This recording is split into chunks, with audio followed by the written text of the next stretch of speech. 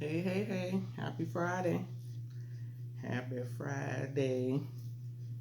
So I'm here. I'm doing this mukbang challenge by Bloves, the No Utensils challenge. And basically, with the No Utensils challenge, you can't use any utensils, fork, spoon, knife, no napkins to wipe your mouth. You got to eat with your hands. Now, certain things I could eat with my hands, like finger foods and stuff. And also, the foods that you have to eat is like rice, mashed potatoes. We got some vegetables; those are not bad, depending on what they are. Uh, Things are like that you really should be using a fork or a spoon or something for. So you have to use your fingers to eat, and no wiping your mouth or your fingers with a napkin. But I do got my napkin and my fork just in case I get tired of this no utensils or wiping my mouth and hands thing. So I'm going to scan down and show you what I have. And we're going to go from there. So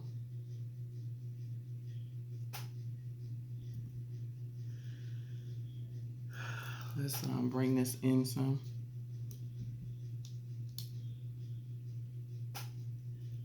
So I can show you what I have. Come on, food. Come on, food. Here we go. So we have some Chinese chicken wings with hot sauce. And then we have some beef lo mein. I love lo mein. So that's what we have. And then I like to eat fruit sometimes, and I've been craving mango. So I got me one mango here. And it looks like I saved this one because it's starting to turn a little brown in the inside. And then, of course, on deck, I have my ramune. I have two. Melon, which is my favorite. And then I have strawberry. I'll probably just go through one. But come on, ramune. What's up, ramune? I'm repping. And so let me open up my drink. I got this thing right here that you push out the top. You heard that? That marble. So with that being said, we're going to bring this back in. And we're going to bring this up. You're not going to be able to see my food, but the whole point of this is for y'all to see me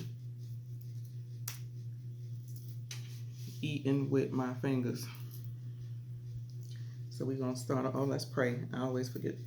Dear Father God in heaven, thank you, Father God, for this food I'm about to receive, for the nourishment of my body. In your precious Son's name, Jesus Christ, I pray. Amen. So it's going to be hard for me to eat this lo mein with no fork. I hope everybody's week went well. Mine said I'm alive, tired, but alive. I really don't have no topic to think about. That I picked to talk about because I'm gonna be too busy trying to get through eating this lo mein with just my fingers, and it was hot when I took it out the container. Hopefully it cooled off by now. But yesterday, me and my son was in Utah. They are recruiting him. I know the Oots. Utah Oots. Solid program. Coach been there for 26 years. I think he's one of the most winning bowl game coaches around. He won 13 straight bowl games. Lost 2, which is phenomenal. If you know anything about college sports, so here we go. Let me mix it up. If you know anything about college sports, you know that's very hard to do.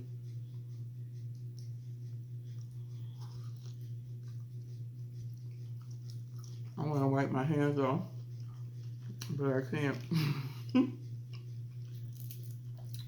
Not bad though. So, some of y'all may not know, some of y'all may know. I don't sleep well.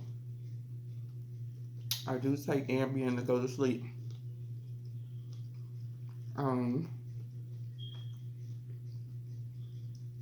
Let me chew. So, I had a 6:50 a.m. flight yesterday, Thursday morning, me and my son. And I called myself taking my Ambien about 7 o'clock so it could at least kick in and I could go to sleep.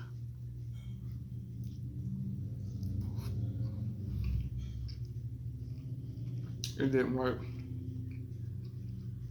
I didn't even get sleepy. So, I want to say about 1 o'clock, I got in the bed, turned my TV off, put my phone up, and tried to close my eyes to go to sleep. It didn't work. My brain just kept going and going. It wouldn't shut off. So I want to say about 2:30, 2:40. I just picked my phone up because I wasn't going to sleep. I wasn't nowhere near tired. Normally, I've been going to sleep about 4 or 5 o'clock in the morning.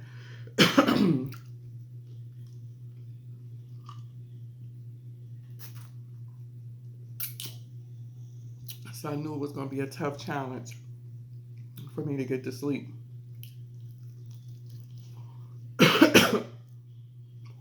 But it didn't work. Now I'm about to start coughing and my throat is going to get scratchy. But it didn't work. So I just watched YouTube and scanned Instagram.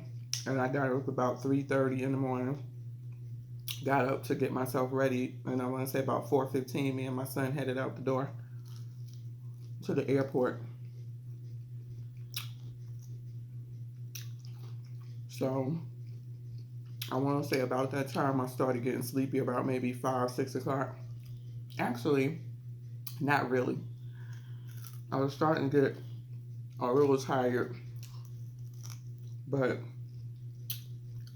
not like I'm ready to pass out sleeping. So it only took about an hour and a half to get to Utah on our flight. And so we didn't, of course, it was a turnaround trip. So we left Thursday morning and actually turned right back around and came back Thursday night. So we had no luggage or anything like that.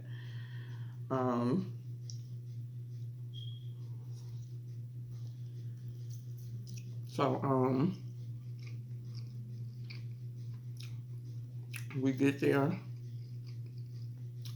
I realized the rental car place that I had rented from was off the airport. So we had to wait about, it was hot there too, it was in the 90s. So we had to wait for the shuttle. I'm going to tell y'all about the rental car place as soon as I get through this story about Utah. But we had to wait for the shuttle. So we stood inside it was like another building with all the rental cars that was on the airport site. So we stood inside of there until the shuttle came. Got on this shuttle bus. That shuttle bus was raggedy. It's all get out. The driver looked like he just got his driver's license at the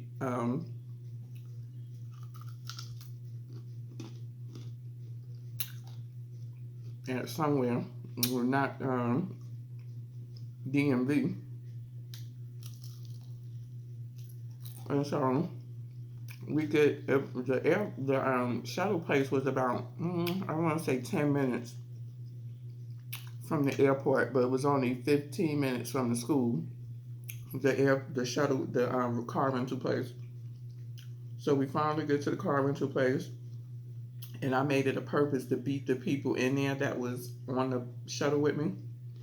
And I get in there, and there's one guy ahead of me, but I must have waited online for like 20 minutes. They were so slow, and I already had paid for my rental car and everything through Priceline. So I just had to pick it up. Finally, I get up there. We go all through the paperwork, the printer not printing out right. I have to keep doing it. And I get my car. And the car was decent. I only paid $36. It was called Fox Rent-A-Car. And I text my husband, I said, if this car is anything like this shuttle ride, we're going to be in trouble. Because they had good reviews, but they also had some beware. And one of the things was like the long wait. Why am I pointing at y'all? So that's why I made it a point to beat the other people inside of there so I wouldn't be behind them in line, because they did say at some of the places, not that particular one, but the lines were long and they were slow. And the line went long. Most of the people in there was online. They had already gotten their rental car. I guess their flight came in earlier than mine, or we had just missed the shuttle bus. So they were already at the counter. So we got our car. It was a Mitsubishi. They gave me a small SUV, which it was just me and my son. So it was more than enough, and we was just going 15 minutes up the street to the school and then parking it. But on the way to, let me tell you something. I'm from New York. I'm a city slicker. Utah is not a place that I would say I want to live. Let alone send my son to. So when we was on the shuttle heading to the car rental place, I'm like,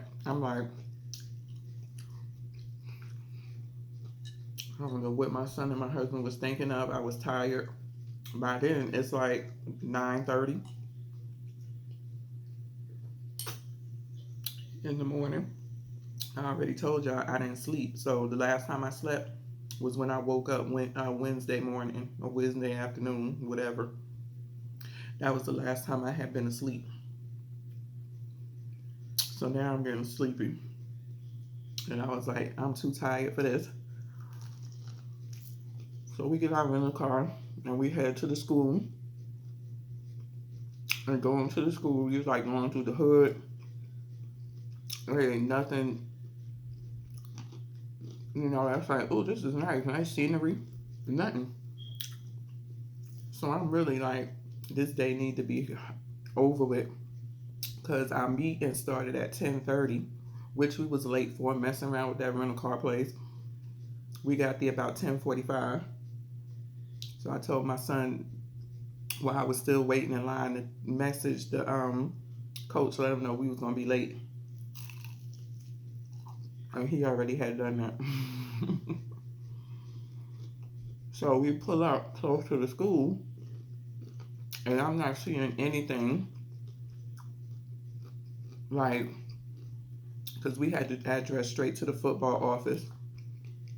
And so I'm not seeing anything, that's like, this is really nice. The school is really nice. Something. So I was like, oh boy. Our meeting was at 10:30 all the way to about 4:30. already told you I didn't sleep, right? I'm not seeing nothing that's I'm enthused about on the way to the school, nothing. So we get there, they meet us outside.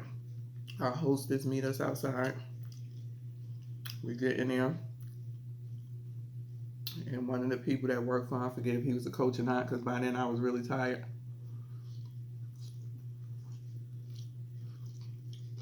He introduced himself.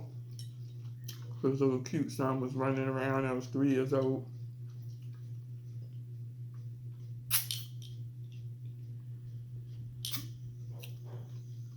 And he starts his presentation, trying to sell the school on why you should go there. So we get through that. Then we go meet the strength staff. We go to the weight room. All of that stuff. And then some more coaches come down and we start taking a tour around the facility. And all of that stuff. And then we went over to the business school.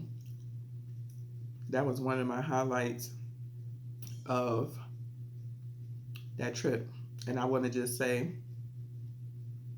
for anybody who knows somebody, you have a child or anything that wants to go to business school, to be in business, work for a business, or entrepreneur, hands down, Utah would be your best bet. I was so impressed with their business program in their business school. It was not funny. They had some of everything for everybody. And the two things that I liked was that, she was saying this was a professor. She was actually head of one of the departments in the business. She was saying how they do trips to go to these big businesses like Apple. They have big billionaires come in to talk to their business students about how they started business. Like Warren Buffett and things like that. And they also have one of the guys, I think he does like what Warren Buffett or Bill Gates do. He's going to donate all his money once he passes away. He gave them money to build a building.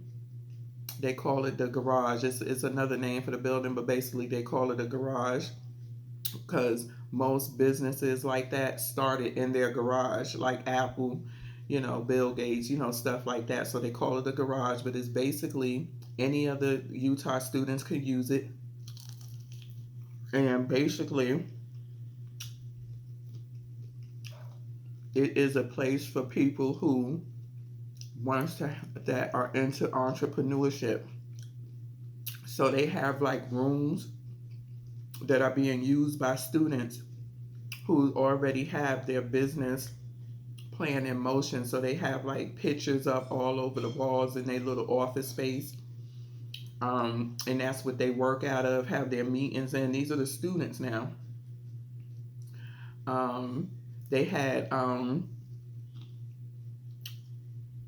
already done projects that students who have been there already are in business with that project that they had up or that product that they had up. One of them was a tent with a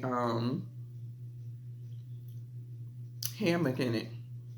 And she said that the person who designed that is already in business and making very good money.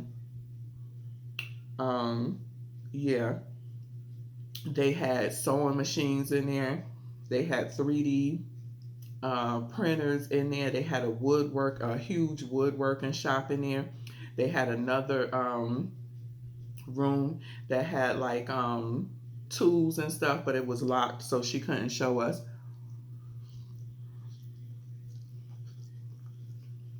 They had a cafe in there. You have to pay for the food, but she said what they do is people that are looking to open their own restaurants and be cooks and stuff and come up with their own foods and dishes, they will sell those dishes at that cafe for the students to try and test and get their feedback on it. Well, you know what any school is doing that at. They also, and the kicker was, they also will give money to students who are looking to open up their own businesses with no payback. They do not have to pay this money back to start up their business, and they're under no obligation if their business blow up to give any money to the school. If the business failed, it just failed. But guess what? They're not using their own money to start the business. This is free money that the school is giving them to start their business.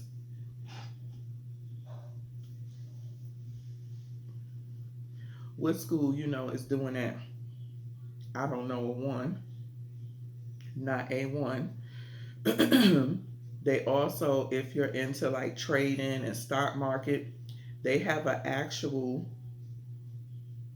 stock market room in the business building where students can go in there and do trading and buying stocks and all of that stuff. They don't get to keep the money. The money goes back to the school for scholarships and stuff, but they get practice in doing that stuff, so when they get out there and get their job, they already have a lot of practice. What school doing that? Hands down, if you know a kid or anybody who wants to get into that business, Utah. You have so many benefits. And they also do internships that they place you in because they have great relationships with these big companies like Apple and all of these other places. Throughout your college years, they help you to get internships and jobs over the summer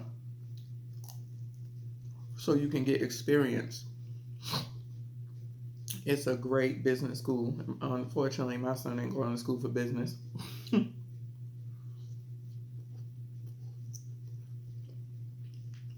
So, once we got through all of that, we went back. We had lunch, which was very good. And then after lunch, my son went for his photo shoot. And if y'all follow me on Instagram, you will see the pictures. At all of these schools they go to, they give these kids these photo shoots. How to give them a picture of how they look in the uniform. And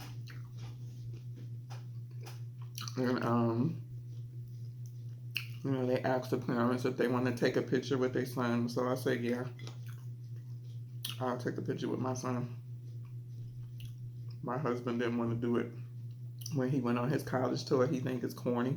My husband is so boring, But we did that.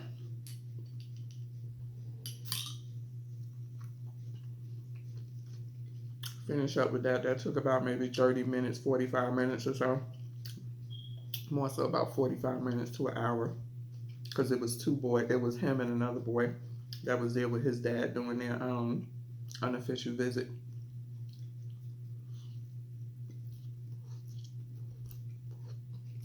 I thought this was going to bother me. Wasn't it? No.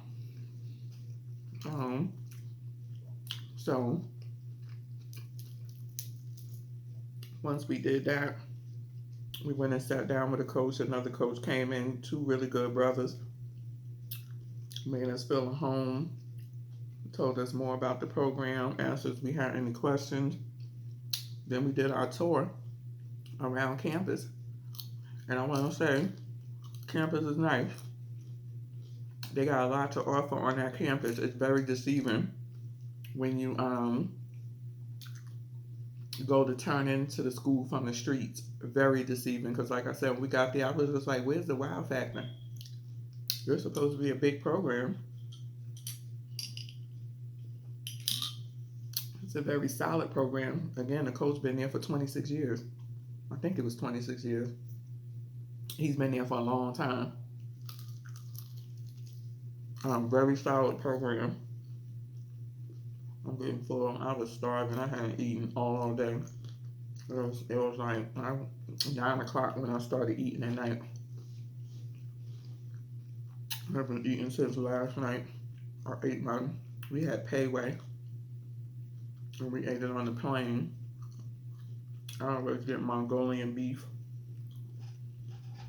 but with white rice. That was my dinner. And on the way home, I got my free Italian ice from Joe's. But we toured the campus. It was very nice. And I want to say about 4:30, 4:40 or so. Everything ended. We gave them hugs and said thank you. Totally changed my mind 360 about Utah once I got in there and, saw the campus, spoke with the coaches, and all of that. And that's a lot coming from a sister from New York saying that she would have no problem if my son was to go out of state to school to go to Utah. That would be the school I would want him to go to. No cap. Considering how I was feeling, never had been to Utah. As we driving through or driving to the school, ain't saying nothing worth saying, ooh, I want to come here. And basically what everybody has kept saying is you have to see it first. And you really do. Because you're going to be thinking one thing before you see it, but when you leave, you'll be like, oh, okay. This is not bad. It's a college town. Utah is in Salt Lake City. It's a college town. He said they're growing. The school is still doing a lot of building, like building buildings. They're adding on some thousands of more seats because they're selling out at every game. And they need to add more seats, for more tickets because it's needed. So they said that will be finished by 2020. They feed these boys here at Utah like crazy. Everywhere we went in that office, in that football office, it was something to eat. They had a 24-hour lounge off of the weight room that they could go and fix sandwiches, any type of snacks, fruits, protein shakes. I mean, anything, granola bars. They have all of that stuff. They also give them money, like meal points and stuff. But with all of the stuff that they feed them, they have a cafeteria that's in the football office building that they come up with the menu with cooks, and it is nice. Like they have a salad bar, they have a thing where you could go get burgers made, put whatever you want on it, freshly made, not already cooked and put under the warmer.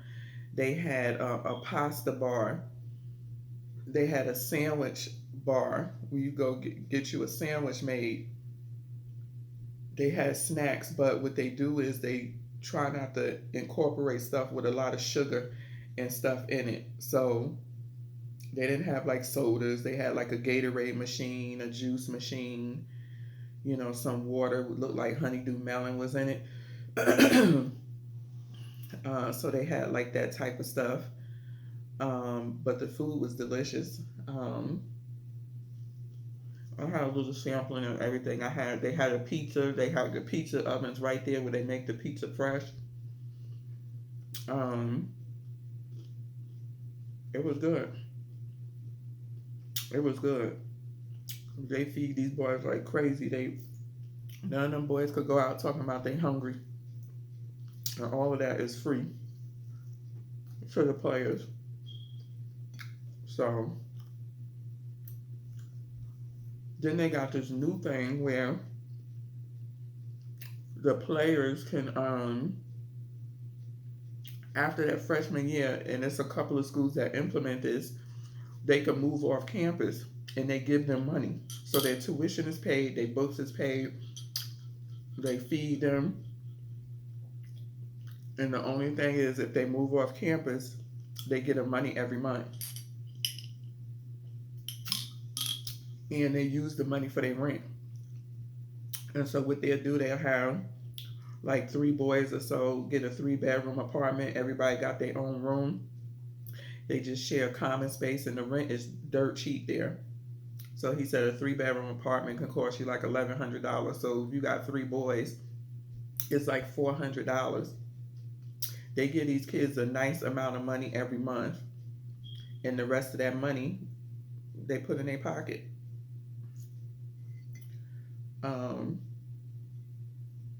That ain't a bad deal. You know, they use the money for they bills. You know what I'm saying? You know, to pay their rent or whatever else they got to pay that comes with the apartment. But at the end of the day, they got money left over to do whatever it is that they want to do with it, which is nothing because everything is already paid for in their scholarship. So it was a nice hey, you know, my mango. I love mangoes. I was so craving a mango, but I was so tired last night. And I was full. And that girl gave me a large icy. Normally I get a regular. And so it was a lot of icy, so I was mad full. Plus I had just ate dinner about maybe 2 hours before on the plane.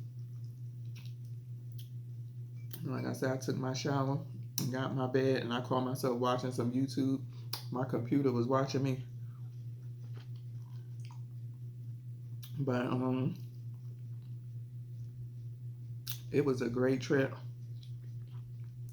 I'm glad I went to see what the program was about, to meet the coaches.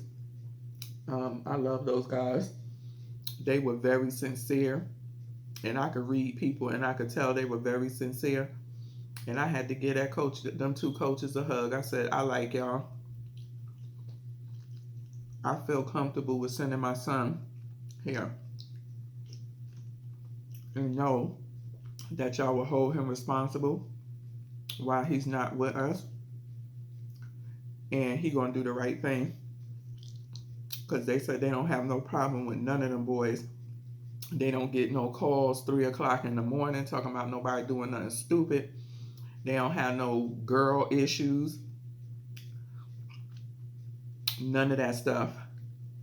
Them boys are are very respectful and do what they supposed to do. And do what they came there to do, which is get an education and play some football and try to make something of yourself. And one thing that one of the coaches said to me, I think he was the D-line coach, is he said,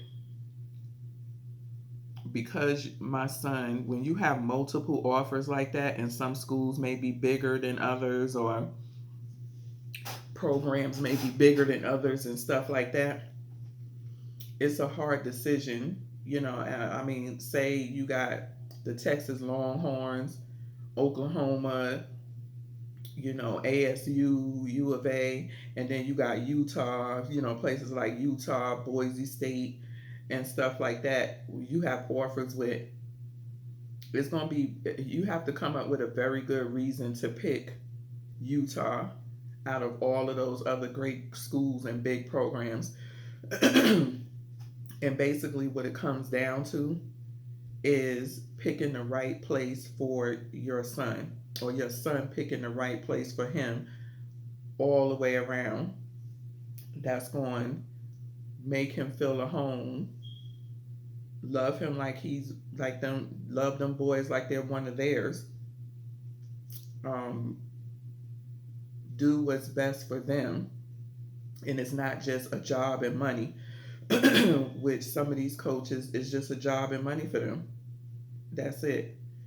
Um, and what the coach said, he said, you have a hard task. He said it's all fun when you going around on your unofficial visits, visiting the schools, even your official visits, you know what I'm saying? But he said the hard part come is when you have to narrow these schools down.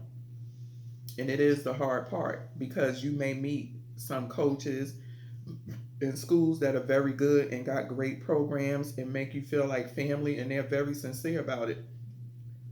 And that's how they treat their players and each other. They are like family.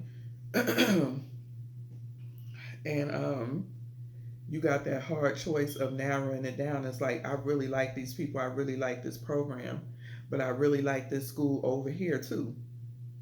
It's giving me the same vibe. And so he said, even if you don't pick us, because I know we are not as big of a program as some of these other schools, and then you got in-state offers where you're close to home. He said, I just thank God that he allowed you to have this opportunity and to do something with your life and not be on the street. And he said, I will follow you to keep up with what you're doing if you don't choose here. And we did not hear that from no other coach at other schools that we visited. So that just gave a lot about these coaches' character, and what type of people that they are. And the head coach, we sat privately with him, and he said the number one thing for me is these boys graduating, not getting out there winning no football games. Of course, that's what keeps him his job, but sometimes you got to do what's right and what's important. And the number one thing with him was these boys getting their degree and going on to be something. And two was football, winning them football games. He's serious about winning the football games, and he has a solid program. He's been there for years. So yeah, Utah definitely. I got one chicken wing. Here's what I got left. I have 5 chicken wings. Y'all saw me eat my mango. So Utah definitely moved up the ranks for me, and for my son as well. So he do have a hard decision to make. And with that being said, I'm gonna shove down the rest of this. I'm not gonna eat that chicken wing. I don't want to stuff myself. Mm-mm. And I think I passed the challenge. I didn't have too messy of a That's all I have left is one chicken wing. I didn't have too messy of a meal like rice and mashed potatoes and all that, but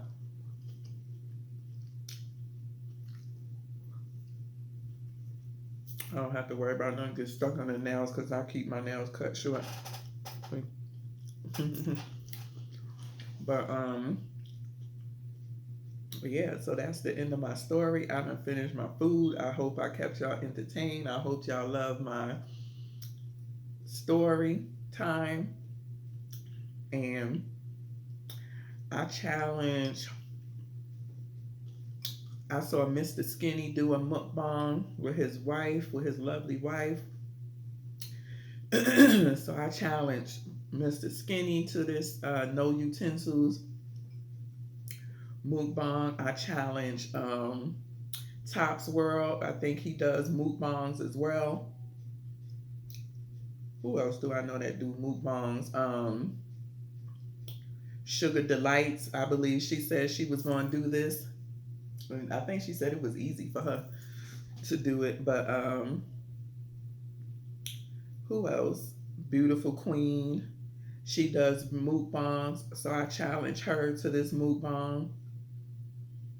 And whoever else wants to do it. So thank you for watching. Thank you for subscribing. Please leave your comments in the box below. Don't forget to give that video a thumbs up. Please give me a thumbs up. If you can, if it's not too much to ask, if you can run my playlist to help me get to these 4,000 watch hours by December 31st. So I could get monetized. And y'all enjoy your weekend. Peace.